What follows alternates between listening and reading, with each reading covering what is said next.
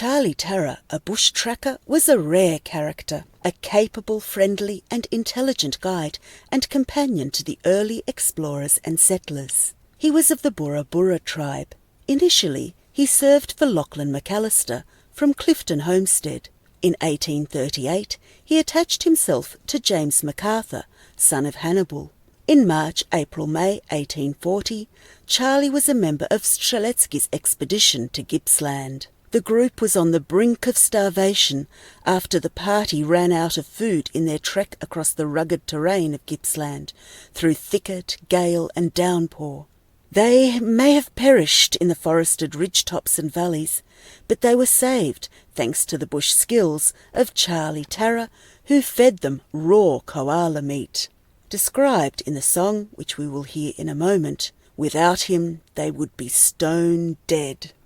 Not only James MacArthur, but Riley too, lauded Charlie's bushcraft. William Brodribb also praised Charlie for procuring them animal food. Charlie Tarra took part in several expeditions. Not long after Strzelecki's group arrived in Melbourne, he took part in the salvage operation to recover the party's abandoned horses and Strzelecki's collections of specimens. He also proved to be very useful in William Brodribb's explorations in Gippsland. Earlier, he accompanied the first party of settlers who entered Port Albert from Melbourne by sea. He also accompanied Mr. Townsend, the surveyor, in his survey of Gippsland and overland through Monaro to Sydney. Charlie Tarra, while in Sydney, stayed with the Hannibal MacArthur family. He seems to have been especially attached to James's younger brother, Charlie. So much so, he even adopted his name. One day, Charlie MacArthur promised Tarra to show him how he came by sea from Europe. He took Tarra to Watson's Bay, where the family had a beautiful cottage, Clovelly. A funny incident occurred there, described by Charlie's younger sister Emmeline in her memoirs.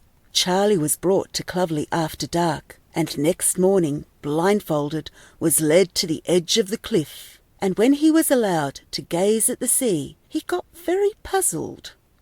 "So, Master Charlie came this way? How come I do not see his tracks?" Charlie Tarra must have been a likeable guy with a great sense of humour. Charlie died in 1847 at Richlands, on the farm belonging to brothers William and James MacArthur. After he was invited to visit his Burra Burra clanmates, he made the trip, but came back very sick and died of tuberculosis. When he was dying, his master was not with him. His last moments were devoted to voicing kind messages to James MacArthur and his family. 2 years later, James MacArthur stated in Parliament, "It gives me great pleasure to place that man on record to whose devoted fidelity I, in more ways than one, owe my life." Charlie Tarra became a part of Australian folklore. His name is often mentioned by historians. We can see his image on a contemporary painting by Warren Curry. His name is also mentioned on several memorial plaques in Gippsland and in Jindabyne. Tarra's memorials include Tarra National Park and Tarra Valley Rainforest Walk. The town Tarraville and Tarra River were also named after him. He was also immortalised in a song written and composed in 2009 by a Polish poet from Perth, Adam Fiala. Today, the song will be performed for the first time by an Aussie musician. Please welcome Tom Kendall.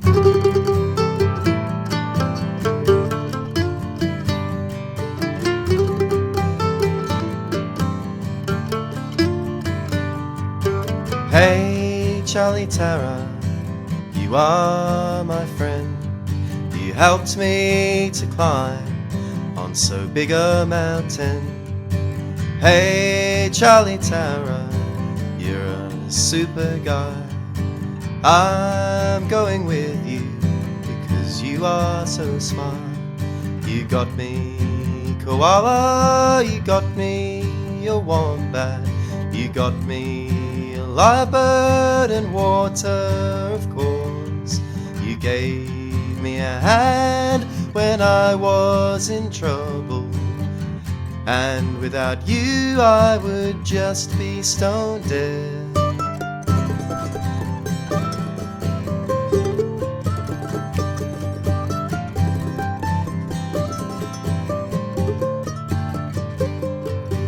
Hey Charlie Tarra, you are my friend.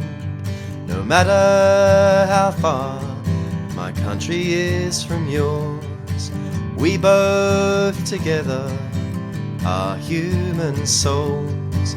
You are Aboriginal and I am a Pole. You got me koala, you got me a wombat, you got me lyrebird and water, of course. You gave me a hand when I was in trouble, and without you I would just be stone dead.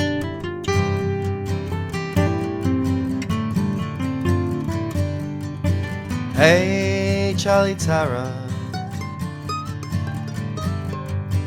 hey Charlie Tarra, hey Charlie Tarra.